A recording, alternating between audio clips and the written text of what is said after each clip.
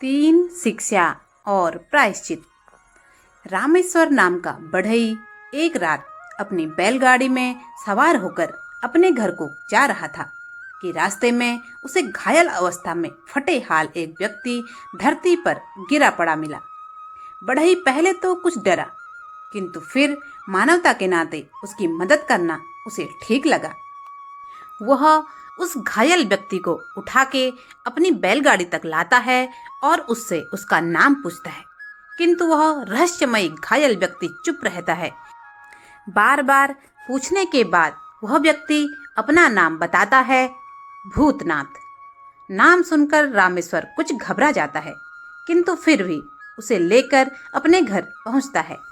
उस भयानक से दिखने वाले आदमी को देखकर बढ़ई की पत्नी कुछ डर जाती है, किंतु बढ़ई उसे ढाढ़स बंधाता है। बाहर बहुत ज्यादा ठंड है और इसके पास कपड़े भी नहीं थे, इसीलिए मैं इसे ले आया हूँ। सुबह यह चला जाएगा। सुबह हुई, रामेश्वर ने देखा कि वह रहस्यमयी व्यक्ति अभी भी उन्हीं के आंगन में बैठा हुआ है। अरे, तुम अभी तक गए नहीं? रात को तो बहुत ज्यादा ठंड थी, इसीलिए मैं तुम्हें ले आया था, किंतु अब तो दिन निकल आया है और धूप खिल गई है, तुम जाते क्यों नहीं? किंतु वह व्यक्ति खामोश था। बढ़ई रामेश्वर को एक बार फिर उस पर दया आ गई। उसने सोचा कि शायद इसका इस संसार में कोई नहीं है। अगर मैं इसे अपने ही पास काम सिखा दूं, तो यह मेरे काम का हो सकता है। बढ़ई की पत्नी ने इसका विरोध किया और उसे याद दिलाया कि पिछले वर्ष भी वह इसी तरह एक अभागे को घर ले आए थे और मौका मिलते ही वह चोरी करके भाग गया था।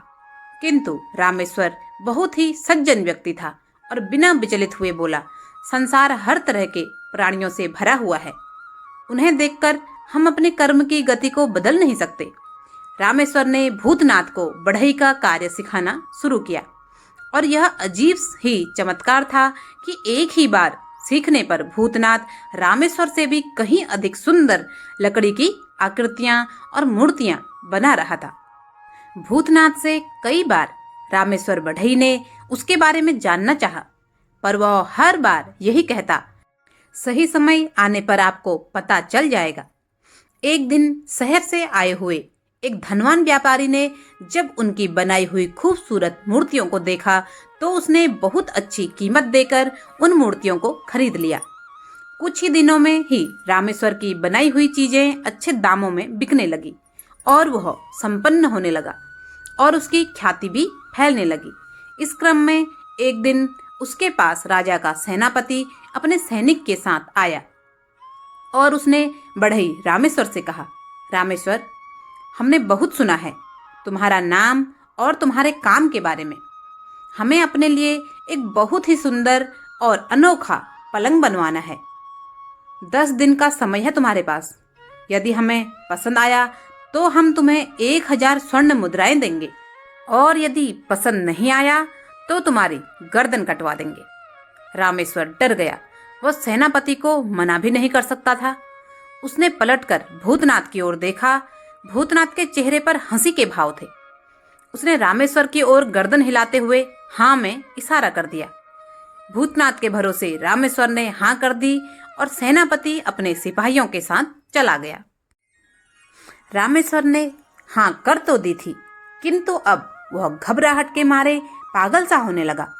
उसकी पत्नी भी बार बार उसे कोसने लगी, पर भूतनाथ अपने काम पर लग गया।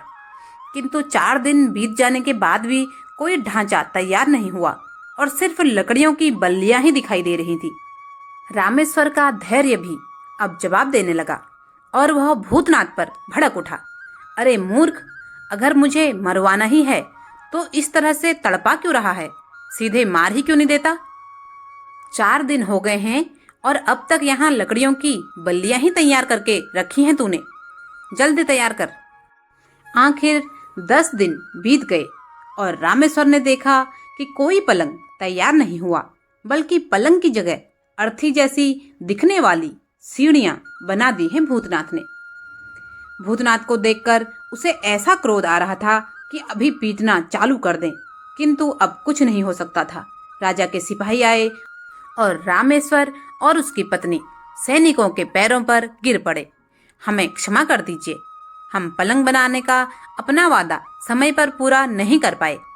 सैनिक दुखी मन से बोला, पलंग तैयार हो भी जाता तो भी क्या बात थी रामेश्वर जी, शायद सेनापति के भाग्य में पलंग पर सोने की जगह अर्थी पर सोना लिखा है।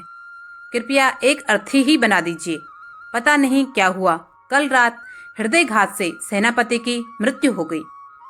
रामेश्वर को जितनी राहत अपनी जान बचने की थी, जितना दुख सेनापति के स्वर्ग सिधार जाने का था, उतना ही आश्चर्य इस बात पर हुआ कि आखिर भूतनाथ को सेनापति की मौत का पहले से ही पता कैसे चल गया था। भूतनाथ ने वह अपनी हाथों से बनाई हुई अर्थी उठाई और सिपाहियों की ओर बढ़ा दी। रामेश्वर की पत्नी और रामेश्वर को अब पूरी तरह से विश्वास हो जाता है कि भूतनाथ कोई साधारण मनुष्य नहीं है। जरूर इसके पास भविष्य देख लेने की कोई अद्भुत शक्ति है। वे इसे ईश्वर की ही कोई लीला मानकर चुप रह गए। कुछ दिन बाद एक महिला अपने साथ बैसाखी के सहारे चलती हुई एक बिना टांगों वाली बच्ची के साथ वहां आ पहुंची। रामेश्वर से प्रार्थना करने लगी, मैंने आपका बहुत नाम सुना है। यह जो बच्ची मेरे साथ है, इसकी दोनों टांगें टूट गई हैं। मैं चाहती हूँ कि आप इसके लिए लकड़ी की 2 टांगें ऐसी बनवा दें जो दिखने में बिल्कुल असली लगें। रामेश्वर ने उस समय मना कर दिया, नहीं देवी जी, मैं मूर्तियाँ बना सकता हूँ, लकड़ी का सामान बना सकता हूँ, दरवाजे और खिड़कियाँ बना सकता हूँ, लेकिन किसी की टांगें बनाना मेरे बस की बात नहीं। उस महिला ने काफी अनुनय विनय करनी शुरू की। इस बिन माँ की बच्ची पर कुछ दया कीजिए रामेश्वर जी, आप प्रयत्न तो करके देखें। रामेश्वर को कुछ आश्चर्य हुआ तो उन्होंने पूछा, बिन माँ की बच्ची? क्यों, क्या आप इसकी माँ नहीं हैं? फिर उस महिला ने बताया, इसके पिता तो इसे बहुत पहले ही छोड़कर चले गए थे। माँ ने ही इसको पाला पोसा था, किंतु आगे चलकर इसकी माँ बहुत बीमार पड़ गई। वह बीमार तो थी, किंतु हमेशा यही कहती रहती थी कि मुझे मत लेकर जाओ, मुझे मेरे बच्चों के साथ रहने दो। लेकिन एक समय के बाद उसकी स्थिति ऐसी हो गई कि दर्द उसे सहा नहीं जा रहा था, तो वह अपनी इस बेटी के साथ आत्महत्या करने निकल गई और एक ऊंचे पहाड़ से कूद पड़ी। खुद तो मर गई, पर इस बेचारी की जान बच गई, लेकिन इसकी टांगें चली गई। रामेश्वर ने भूतनाथ की ओर देखा तो उसे फिर आश्चर्य हुआ। भूतनाथ की आंखों में आंसू तो थे, पर रहस्यमयी मुस्कान भी थी। उसने रामेश्वर की ओर सकारात्मक गर्दन हिलाई। रामेश्वर ने बच्ची की टांगें बनाने को हामी भर दी और वह महिला उस अपाहिज बच्ची को लेकर खुशी खुशी चल पड़ी। आधी रात बीत चुकी थी। कुछ खटखट की आवाज से रामेश्वर और उसकी पत्नी की नींद खुली। वह कुछ डरते हुए दरवाजे तक गए। दरवाजा खोला तो उन्हें बड़ा आश्चर्य हुआ। भूतनाथ ने दोनों टांगें तैयार कर दी और वे टांगें इस तरह से बना दी मानो बिल्कुल असली हों। एक दिव्य प्रकाश भूतनाथ के आसपास फैला हुआ था और वह क्रूप सा दिखने वाला भूतनाथ अब एक सुंदर देवतुल्य युवक सा दिखने लगा। रामेश्वर ने हाथ जोड़कर पूछा, आप कौन हैं?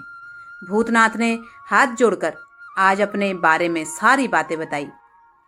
मैं एक यमदूत हूँ और अपने स्वामी की आज्ञा अनुसार मृत्युलोक पर विचरण करने वाले मनुष्यों के शरीर से प्राणवायु खींचकर उनके प्राण ले जाना मेरा दायित्व है। यमदूत का नाम सुनकर रामेश्वर और उसकी पत्नी घबरा गए, एक दूसरे की ओर देखने लगे। भूतनाथ ने आगे कहा, किंतु पिछले दिनों मुझसे अपने कर्तव्य पालन में चूक हुई और निर्धारित मनुष्य के प्राणवायु निकाले बिना ही मैं वापस चला गया। इसके दंड स्वरूप मुझे यमराज ने मृत्युलोक में फेंक दिया और मुझसे कहा कि मैं पृथ्वी लोक से मनुष्यों की 3 अच्छी बातें सीख कर आऊं और अपने द्वारा हुए अपराध का प्रायश्चित भी करूं। उसके बाद मेरा दंड पूरा होगा और मैं अपना प्रायश्चित करने के साथ ही वह 3 अच्छी बातें सीख चुका हूं। इसीलिए अब अपने लोक को वापस जा रहा हूं। क्या प्रायश्चित किया आपने? कौन सी है वो अच्छी बातें? पहली अच्छी बात तो मुझे उसी रात समझ आ गई थी जब आप मुझे घर लाए थे कि किसी अनजान याचक की मदद करना सिर्फ मनुष्य का ही स्वभाव हो सकता है, यह तो देवताओं के बस में भी नहीं है। दूसरी बात मैंने यह सीखी कि मनुष्य को खुद अपनी मौत का पता नहीं रहता, किंतु वह दूसरों की मृत्यु का विधान अपने हाथों में ले लेता है। जिस समय वह सेनापति आपको पलंग बनाने के बदले बहुत सारा धन देने अथवा मार देने की बात कर रहा था, उस समय उसके पीछे हमारे ही यमलोक का एक दूत खड़ा हंस रहा था और मैं जान गया कि खुद उसकी मृत्यु उसके सिर पर खड़ी है। इसलिए मुझे हंसी आ गई और मैंने पलंग की जगह अर्थी बना डाली। तीसरी बात, मैंने माँ की ममता को महसूस किया। जब एक अनजान महिला जिस बच्ची को लेकर आपके पास आई थी और उसकी टांगे बनाने का आग्रह कर रही थी, यह वही बच्ची थी जिसकी माँ के प्राण लिए बिना ही मैं वापस चला गया, क्योंकि अपने अंत समय में उसने मुझे देख लिया था और वह मुझसे ही अपने को जीवित रखने का निवेदन कर रही थी और मैं बिना उसके प्राण लिए ही यमलोक चला गया। मेरी उस गलती की वजह से ही यह बच्ची अपाहिज हुई। यदि मैं उस दिन उस महिला के प्राण ले लेता तो वह इस बच्ची के साथ पहाड़ से कूदकर आत्महत्या नहीं करती। इस बच्ची के लिए टांगे बनाकर मैं अपनी उस गलती का प्रायश्चित भी कर चुका हूँ। अब मैं चलता हूँ। और वह यमदूत अंतर्ध्यान हो गया। दोस्तों, मनुष्य जीवन इतना आकर्षक और सुंदर है कि वह देवों को और यमदूतों को भी आकर्षित करता है और उन्हें भी कुछ न कुछ शिक्षा अवश्य देता है। दोस्तों, अगर आपको वॉइस ऑफ गुड़िया की आज की प्रस्तुति जरा भी पसंद आए तो प्लीज़ एक लाइक जरूर करें। अभी तक सब्सक्राइब नहीं किया है तो प्लीज़ सब्सक्राइब करें और ज़्यादा से ज़्यादा शेयर करें और कमेंट बॉक्स में जय श्री राम जरूर लिखें। धन्यवाद। जय जय श्री राम।